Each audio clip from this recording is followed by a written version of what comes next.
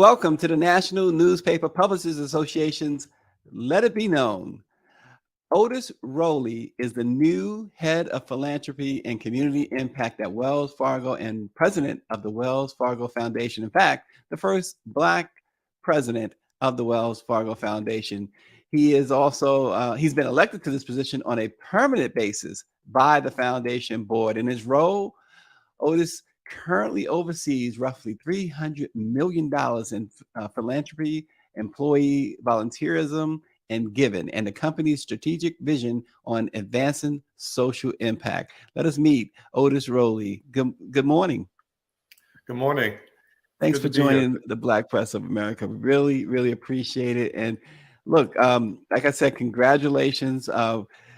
First of all, what was your reaction and thought when you were offered this position, knowing, did you know, in fact, that you would be making history of sorts?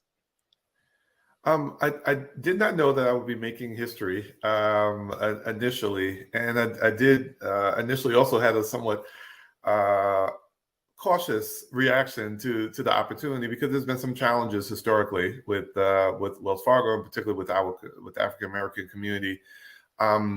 But I also, the more I got to learn about the role, the more I got to learn about the corrective actions that Wells Fargo has taken, and the kind of systemic change opportunities that existed, it got more and more attractive to me. And so I'm really excited about the role and the potential to really advance our efforts in and around housing affordability, financial health, small business and entrepreneurship, and kind of climate resilience work all around the United States.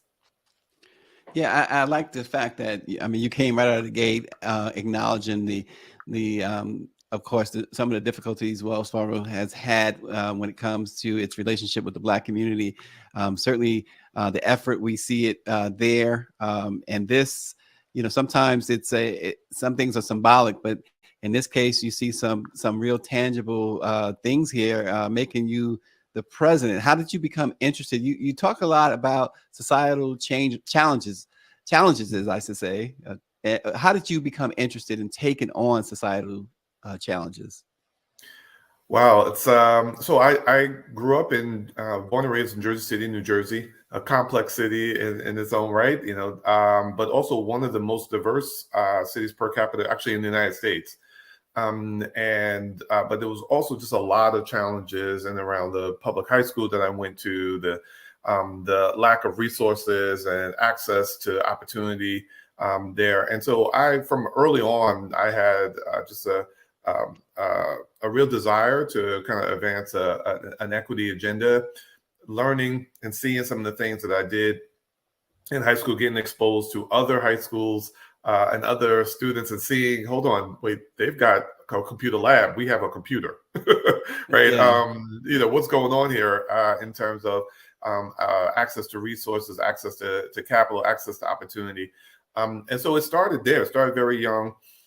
Initially wanted to do international development, got a double major in political science and African studies with every intention of doing development work in West Africa, studying Kiswahili, studying development, etc. And then got accepted in a Woodrow Wilson Fellowship program for international affairs. And while there, actually pivoted to domestic interest. One professor challenged me in a very good way, and he said, "Wait, why are you running?" And I said, "Excuse me?" He said, "There are no problems in the United States, and no problems here. Why are you trying to go?" And I realized he was right. I had kind of given up, and so in many ways, I then pivoted, decided to focus in and around domestic issues. MIT had the best urban studies program in the country. That same professor also thought the program would be too difficult for me, so it was the only place I wanted to go. And so I went there and focused in and on housing, community, economic development, and I've been doing that for the last 25 years in the public sector, in the private sector. I've run a couple of nonprofits, and over the last 7 years working in and around philanthropy. And so it's really, really excited to now be doing it from a corporate philanthropy perspective as well. Well, and you've heard the saying, we've all have tended to either hear or read the saying, not to forget where you came from. And that urban upbringing, it seems to have stayed with you. Oh yeah, yeah. I think it is easy when you have seen or experienced some difficulty in life. There's kind of two paths, right? Sometimes it's like I want to forget about it, and you forget about it in a way in which you turn your back to not just the trauma, but then to also the potential for helping others to get out of that trauma, right? And I'm not faulting, not judging people, but I get why they turned their back to it. I think another way though is to heal, and yeah, you have a scar, from what occurred, but you can touch that scar and remember, no one's that trauma is not happening anymore. But how does it inform what you do? How you help others? How do you help to prevent other people from having to have that same scar? And so for me, understanding and seeing the failures of some of the public education system, seeing the racial injustice, a lack of fairness and equity in terms of how resources were being applied from the public policy side, from private capital side, all have helped to inform how I've done my work in running nonprofits, how I've done my work in assisting various mayors in doing community development, economic development, housing development, and how I think about philanthropy. It's so important that it be strategic philanthropy, that we are really using philanthropic dollars can take the most risk, right? And so how do you use those dollars to really have impact for systemic change, for structural change, and not just charity? Charity will exist. I get it. You're going to, fires will happen, disasters will happen, where we'll have to drop dollars to immediately meet certain needs. But we also should be using our largesse, our dollars to really try to impact systemic change. And that's what we're about. I was really excited. Charlie Scharf and Bill Daley on the leadership and during our interviews, I was interviewing them as much as they were interviewing me. And I was as pleased to hear that they were really concerned with systemic change. And I get it. I'm at a corporate foundation, right? And so the more that we can do to build strength and wealth in our community, the better it is for my corporation, right? And so there is an economic imperative. The reality is we've tried the moral imperative as a community. We've tried the emotional imperative. It's just real talk that it's in the economic interest of Wells Fargo to really destroy the disparity, destroy the kind of racist systems, because there's more money to be made because the pie is big enough. And are you finding that, or have you found that Wells Fargo leadership gets it now? Oh, yeah. Yeah, one of the key things during the interview process for me that made me come over and decide that this was a place that I wanted to work and be a part of, there was shared values, a shared kind of perspective around how important it is to fail fast, learn fast, fix fast, right? And that was exciting to me. This attitude around let's not just kind of talk about, let's do it was also really attractive to me, particularly in my community. They say, don't talk about it, be about it, right? And and I really was seeing that and hearing that, and that was exciting to me.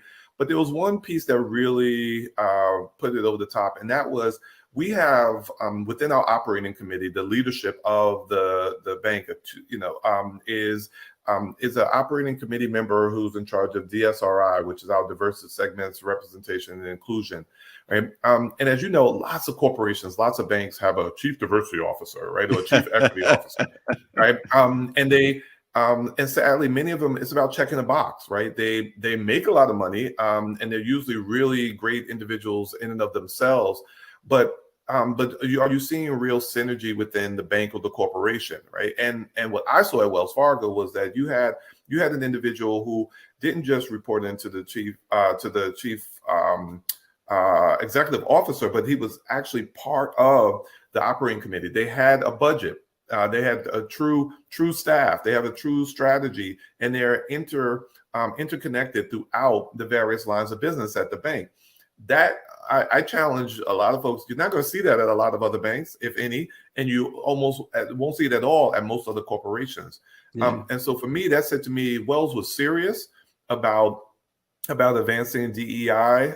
That diversity, equity, and inclusion wasn't just a title. It wasn't just checking a box. And so I was like, well, if the enterprise, a 250,000 person enterprise, is taking it that serious in terms of real systemic change, then we can do that through the corporate foundation as well. And that made it really exciting to be a part of it. Yeah, we're talking to Otis Rolley, the new head of philanthropy and community impact at Wells Fargo, and first Black president of the Wells Fargo Foundation.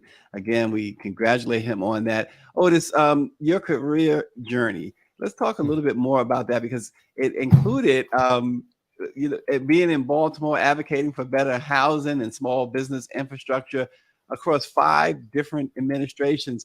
How political did you have to be? Well, first of all, I think every role there is some political reality to it, right? I have some friends in academia that will make government look, like it's nothing in terms of politics, right? So I think in any role that you have to have a certain keen awareness of the political dynamic, the relationships, and how do you respect and connect the dots between different parties and the various spheres of power.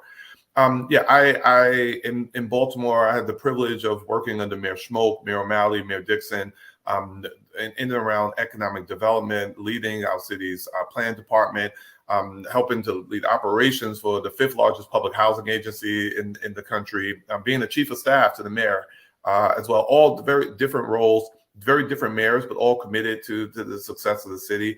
I had an opportunity to work for mayor in Jersey City very early on in my career, and then the economic development director for Mayor Baraka in the largest city in the state of New Jersey, in Newark. All exciting opportunities, different, but again, always touching housing, community, and economic development in some way, form, or fashion. And each, I've learned more and more from each of those roles. Then on the private side, working with a national management consulting firm, really providing expertise to large cities and large school districts, and they're also having the chance to really try to inform some of the decisions that people were making based on the lessons that I had learned, those place-based lessons that I learned. And so that very much directs how I think about philanthropy, that I'm not going to let scale be the enemy of impact.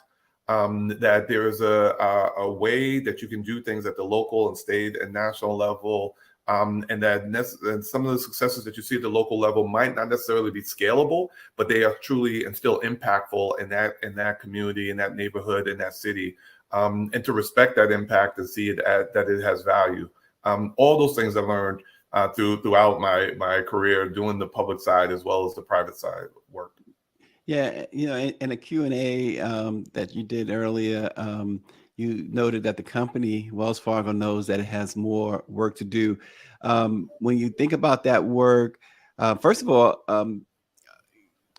you took the job, so obviously you're at least happy with the direction. This work, tell us a little bit about what that work entails from your side of things, from your purview as the foundation president. Sure. So it's again, within philanthropy, right? We have a little less risk and regulatory kind of confines than the business lines of the bank, right? So how do we, as a corporate foundation, lay the context for some of the work that the bank can do? So and where and how can we partner?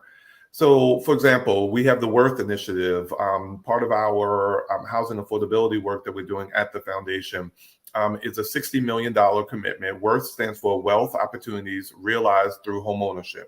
Wealth Opportunities Realized Through Homeownership. And at first it was, the R stood for restored. It was like, hold on, if we're focusing in on African American and Latino populations, it's not restoring it. In fact, we need to realize it, because sadly, historically, there was not access to capital and generational wealth opportunities for those populations as with the larger population. So in doing that work, we're making key investments in partnerships, initiatives in 8 locations around the country with housing counselors, with intermediaries, with those entities that can bring capital to be brought to bear to help individuals to actually have access to the dream of the American dream of owning a home and being able to pass that asset on to their children, to their children's children. So that's one part where we're doing the work with the nonprofits, with with think tanks, with research entities around housing policy, around housing reform, and then also working internally with our mortgage servicers and originators around what are those things that can or should be done that's going to create more access and more opportunity for home ownership. Again, it's a win-win. You can do good and do well and while doing good.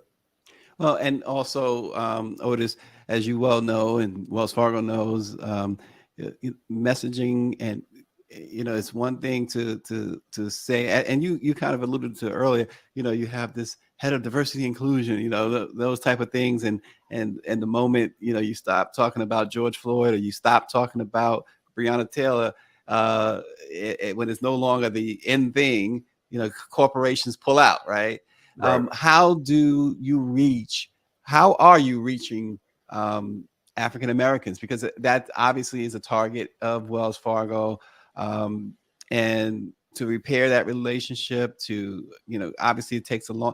That's the funny thing, right? It takes a lifetime to build a great relationship, but a second to tear it apart. Second to dirt. And we know, and now I'm going to sound like a pitch man in a minute, because we know the Black press has been the trusted voice of the Black community forever. Now we have this program, Let It Be Known, which reaches even more people for the Black press, and the potential to reach more people, even beyond the states. But how are you utilizing that type of, leveraging that type of relationship to reach the people who might respond to an Atlanta Voice, who might respond to a Washington Informer, or a Let It Be Known? Well, a couple of things. One, I think the key is, as we look at our past and as we think about our present and moving forward, right, it is that fail fast, learn fast, fix fast. You're 100% right. We can do the right thing, advance the right kind of collective goals, and then we make a mistake and all that gets kind of thrown out. But I challenge that concept a little bit, in that if you think about your family, right, if you think about some of your closer friends, if you have a real relationship with them, even when they mess up, you're annoyed, you call them on their stuff, right? You call them on the mistakes that they made, but you're able to heal, forgive, and kind of move beyond that. And so for me, I see a big part of the work that we have to do is really reestablishing and rebuilding that relationship. We're a 250,000 person organization, 1.9 trillion. That's it. Believe me, mistakes are going to happen. People are going to fail. People are going to make. But how do we fail fast, learn fast, and fix fast, and pivot, and doing that? So I think that's one of the things, is to really have that attitude in terms of how we approach things. A second piece of it is, particularly through the foundation and in our partnerships through the bank at large, how do we amplify and really lift up our partners? Be a little bit less concerned with, kind of pushing this logo, and really kind of pushing the partnerships and pushing the work and pushing the impact, because that's going to speak volumes to the Wells Fargo, right? And so I think that's also a big part of the work, which is why, as I mentioned, Worth, when I think about Open for Business, which is our small business initiative, where we use a lot of the PPP profits to really provide access to capital and opportunity for small businesses. It is putting our dollars towards those activities where the individuals, the companies, the entrepreneurs, the homeowners, they're telling the story. And with Worth, it was really also about a partnership. We would only fund in these 8 cities if and where a coalition of partners got together. And so once we're building a reputation as being that kind of philanthropy and that kind of bank, it really, I think, helps to build those relationships. So when we mess up, yes, we get called out, but we don't get stuck there. We won't get stuck there, and we'll be able to keep building the relationship and building the work and having continued impact. I like something you said earlier. Well, I think you said it in your Q&A. We have to learn from our past, not get lost in it. Yes. And that's a key, right? It's huge. It's not just for corporations, just as an individual, right? I come from humble beginnings. There were challenges that have happened, and you can put your head in the sand. You can dwell in the trauma. You can kind of dwell in what may have happened to you, or how does that inform how you live now, right? I don't want to just survive. I want to thrive, right? I don't want our foundation or our bank to just survive. We need to thrive. We want the communities that we're in to thrive, because that actually helps the bank to thrive. Right. But you can't do that if you stay in focusing on the era. Learn from it, pivot, right? They say, don't just, you can't just, when they say about repenting, it's not just like calling out what you messed up, but it's also turning from the error. Mm-hmm. And that I think is crucial. I want us to be much more on the offensive, not in terms of really being aggressive about advancing our strategic priorities, because I believe building wealth, building generational wealth, building opportunity, increasing home ownership, increasing opportunities for entrepreneurship within the African American community, et cetera. Those things I want people to think about those things and think about Wells Fargo, as opposed to the mistakes that we've made in the past. And the only way we do that is by amplifying those individuals who are benefiting from wise decisions that we've made versus the mistakes that we've made in the past. And talk about, if you will, Otis, the newer efforts like the special purpose credit program, where you are underwriting, well, Wells Fargo is underwriting refinance costs for Black customers. And there's also a $2 billion inclusive communities and climate bond that is underway. Talk about those things for briefly, if you can. Sure. We are providing additional funding and support for minority developing entities. We are providing additional support for the CDFIs, community development financial institutions, some of which, and including the commitment for that, our commitment for NDIs actually occurred before George Floyd, right? So again, it's not like a moment in time. We're recognizing there's a strategic advantage and an economic imperative for us to just, to break through some of the racist practices of the past. And systems of the past. And so we additionally, in terms of when you look at our banking inclusion program, we recently just announced in right outside of Atlanta, one of our banks, where there's a partnership to not just have the kind of banking work, but also the financial health and financial literacy components all within the shop, all in one kind of a one-stop shopping for our potential customers. So it's a number of different initiatives and partnerships where we're looking on the banking side, on the philanthropic side, and then through our customers and partners and grantees to really try to break down in a real systemic way some of the barriers that have prevented people from opening up businesses and from purchasing homes. Yeah, you said too, you've been quoted as saying we need to not only remove barriers holding people back, but bring intentionality and innovation to housing, small business, financial health, and building a more inclusive economy. How are you doing that? Are you happy with, are you impressed at all with the direction so far? Do you see this coming to at least to a point where people can really see, okay, Wells Fargo has really, because you talked earlier about, when you repent, right? Wells Fargo has really repented. Right. So it is early, right? But I'm pleased with the direction, right? And so, I'm in the car. GPS is set, right? I see a path, right? And so I'm excited about the path. I was hoping you used the eyeglasses analogy, but go ahead. Okay. But no, I'm excited about that, and so I think there is some reality there. And to your point, just about the eyeglasses, because we talk about that there is, whether you are using an equity lens or actually centering equity. And so, what is referencing is just I've said I don't want us to have an equity lens, right? Because I've worn glasses since I was in the third grade, right? And lenses you can take on or off, right? I have contact lenses on right now, right? They could come out. But when you center something, it informs actually everything that you're doing. And so for me, when I look at that GPS route that's being laid out by Charlie Scharf and Bill Daley, and our board, it's really exciting to me because it's around centering. And again, not from an emotional reason, not for even a moral reason, but it's in our economic interest, right? To just be smarter and to really advance an equity agenda, because it builds up our customer base.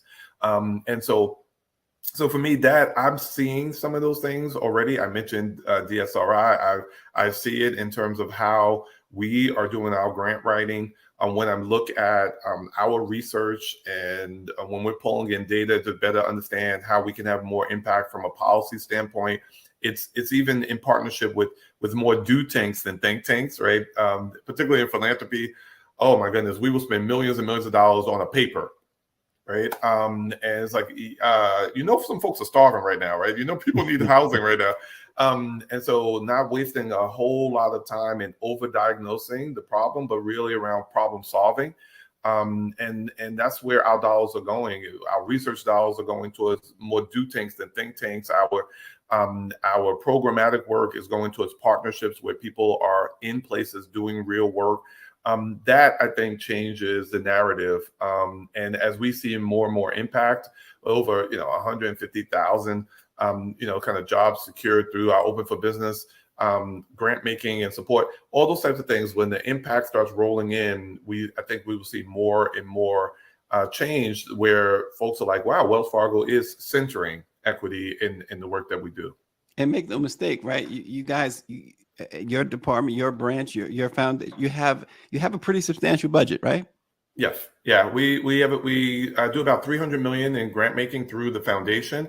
And then on the bank side, because the president of the foundation, but then on the bank side, I'm the EVP for our overall kind of bank philanthropy and community impact. And so our community relations officers who are throughout the country, our employee volunteerism, where you'll see the red shirts helping to build homes and playgrounds, et cetera, that falls under my purview. And then our employee giving as well. The employees, the 250,000 employees at Wells Fargo, we do some matching for both their financial giving as well as the giving of their time.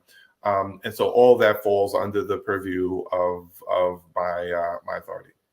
Wow, that's a substantial thing there. Substantial in all that, in any way that you look at this, the fact that Otis Rolley is the new head of philanthropy and community impact at Wells Fargo, and the first Black president of the Wells Fargo Foundation. It's incredible. It's I know it's a tall task, but you sound like you are ready and able to live up to that task. Thank you so much, and thanks for the opportunity to have a chance to talk with you and with your listeners. Really appreciate it.